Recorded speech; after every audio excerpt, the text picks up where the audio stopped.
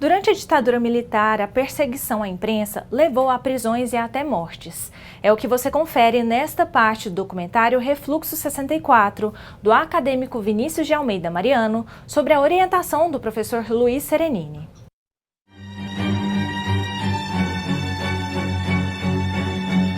Ismael Silva de Jesus tinha 18 anos de idade, era estudante secundarista, frequentava aulas no Colégio Pedro Gomes Público, em Campinas, que era uma referência na educação pública em Goiás, e era membro do PCB, Partido Comunista Brasileiro, a legenda construída por Luiz Carlos Prestes, que à época estava no exílio na União das Repúblicas Socialistas Soviéticas, em Moscou, na Rua Arbat.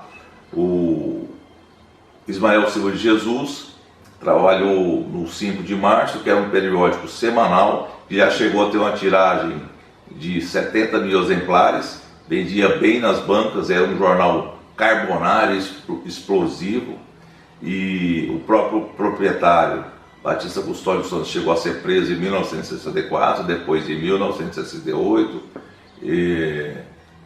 sempre teve jornalistas que adotavam a liturgia de esquerda, ou seja, esquerdistas, que trabalhavam na sua redação, e junto com o ativo do PCB, ele foi preso, e a queda no Congresso Municipal levou à prisão de uma série de dirigentes. João Silva Neto estava preso, Aguinaldo Coelho estava preso, e uma série de pessoas ligadas ao Partido Comunista Brasileiro chegaram a ouvir os lamentos e os gritos de tortura que estava submetido um jovem, franzino, não era corpulento, baixo, Ismael Silva de Jesus. Ele foi assassinado e o principal suspeito é Rubens Pignoni Bezerril, que foi denunciado em 2022 pelo Ministério Público em uma operação jurídica, em uma ação judicial que ocorre 50 anos depois do crime. Mas o direito internacional dos direitos humanos estabelece que não há prescrição, não há anistia, muito menos autoanistia para crimes de tortura, execução sumária e desaparecimento forçado com motivações políticas. Ismael Silva de Jesus foi assassinado, o corpo entregue à família com uma determinação aberta, ostensiva, de que o caixão não poderia ser aberto. Mas a família teimou, viu que seus olhos estavam furados, as unhas com hematomas, sinal de que enfiavam uma agulha embaixo de suas unhas, o corpo carregado de cicatrizes, de ferimentos, de hematomas, o que significa, o que traduz o alto grau de violência que foi submetido. O jornalismo é uma atividade de alto risco. E aí, o alto risco hoje, em virtude de algumas questões que você pode questionar, você tem uma massa que tem aí um aparato digital para te combater, né, para te ofender, né, para te colocar em supressão. Os jornalistas hoje, fazendo a relação com a época, penso que muitos deles vivem com medo. Então, o que não mudou, até adicionando essa relação, né, entre aquele período e hoje, o que não mudou é que a profissão virou uma profissão de alto risco e, infelizmente, o medo, né, o medo e principalmente a autocensura sendo, de certa forma, presente, né, estando presente no nosso dia a dia. Mas, se eles tivessem ido para casa, né, e desistido, talvez nós não estivéssemos hoje com a liberação, com o ambiente democrático que nós temos. Então, o ambiente democrático, ele, né, tem fluxos e refluxos. É isso que nós estamos, de certa forma, vivenciando, e uma certa contradição, né?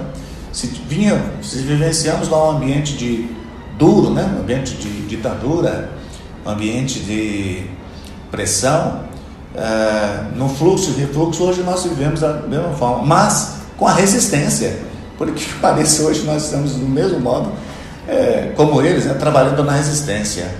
Essa é a vida, né, boa parte do jornalismo, que é trabalhar na resistência democrática. É por isso, acho que muita gente não consegue, talvez, entender por que os jornalistas não gostam tanto, não todos, né? Estou falando assim, o jornalismo, né? Mas, em geral, tem tanto essa coisa de contrapor-se à opressão. É porque nós vivenciamos a opressão, infelizmente, na pele, na carne, no sangue, né? Por assim dizer.